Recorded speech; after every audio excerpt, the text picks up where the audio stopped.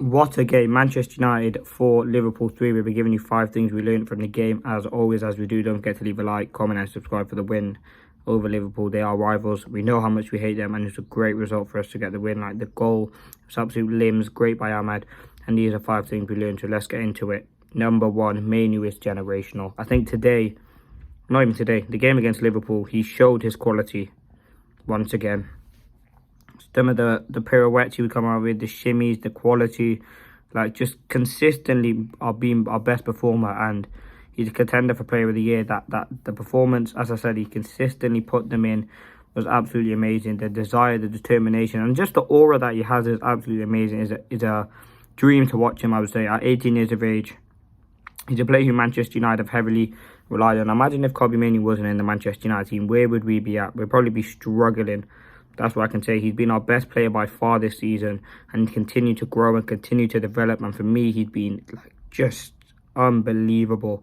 Now, words cannot describe how good he is. I think he's been so good, particularly this game against Liverpool. He's played some tough games, and like it's a credit to him, Ten Hag, whoever's identified him and said to him be in the first team is a credit, because he made those Liverpool midfielders look like championship midfielders. He was so good on the ball, and when he came off, you can see we were missing that little bit of aura into midfield. His link up with Rashford, other people down the side was absolutely amazing, and he's continuing to grow. The second thing we learned, Wan-Bissaka now. Wan-Bissaka, no one expected him to play left back. He's played it once before for Manchester United, and that was a few months ago. I think it was his last game before injury against Spurs.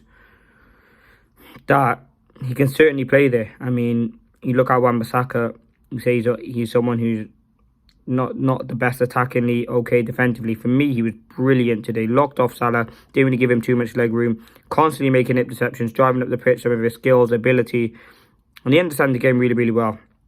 He was absolutely fantastic today. And the ability that he's shown, as I said, was fantastic. The quality that we needed from him, he provided. Now, the third thing that we learned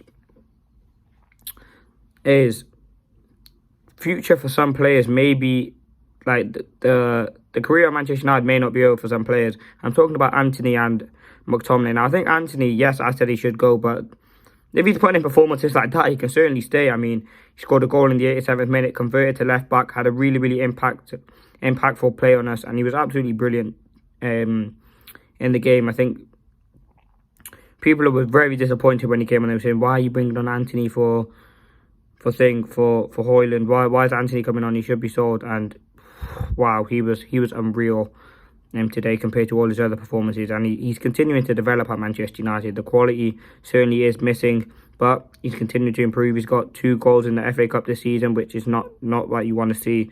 And you want to see more goals from him, but he definitely did play his part today, and as did the whole team, the fans as well. So I do think there's definitely room for Antony there if he does put it, and we consistently see the performances. But let's see what happens. He's got 10 games left to try and prove himself.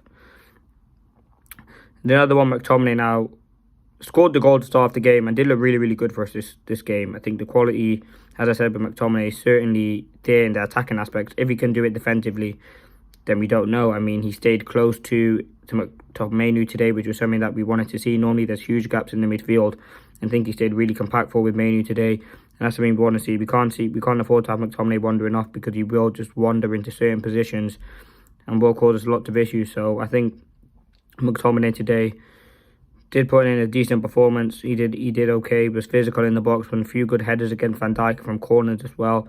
So yeah, really, really happy with that. And that is the third thing that we learned. I think with McTominay, there definitely is room there, and whether he will stay at Manchester United, we don't know. Now, the fourth thing we learned, Amad Diallo masterclass.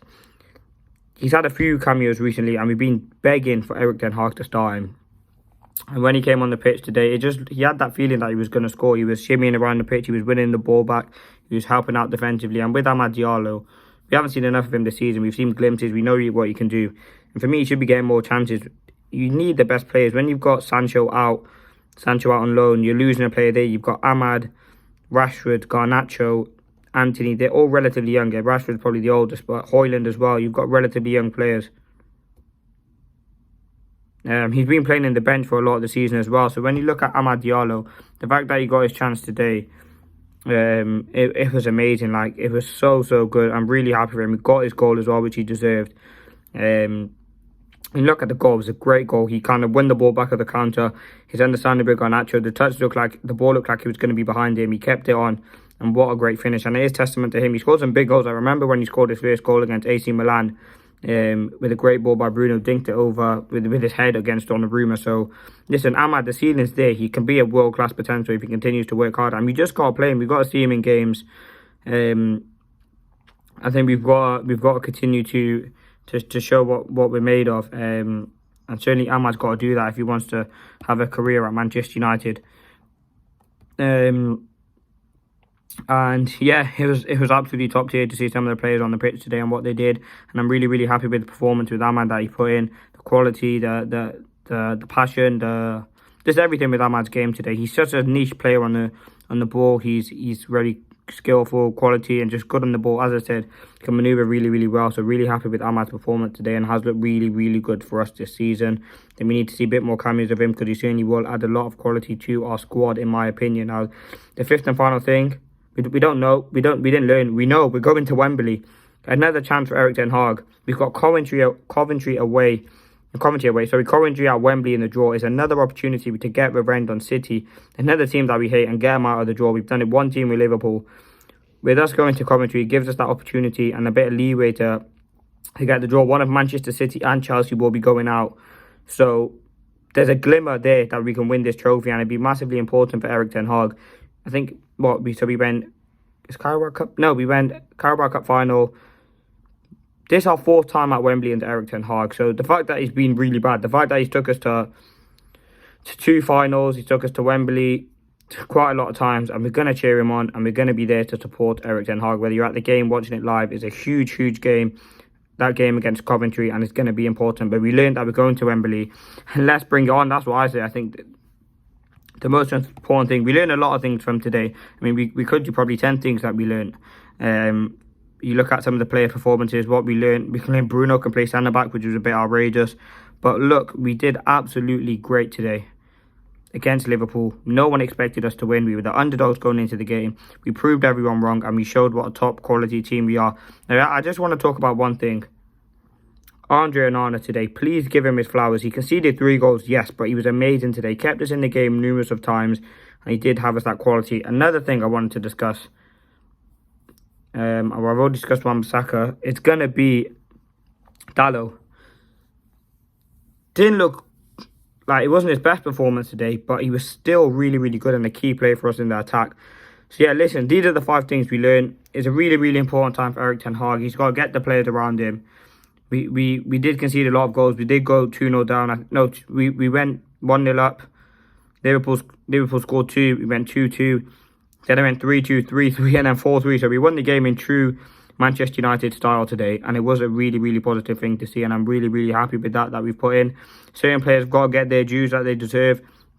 Let's see what happens. Thanks for watching. These are 5 things we learned. Stay tuned for more videos because there's going to be a lot of stuff coming out about this Liverpool game to keep you up to date, but thanks for watching.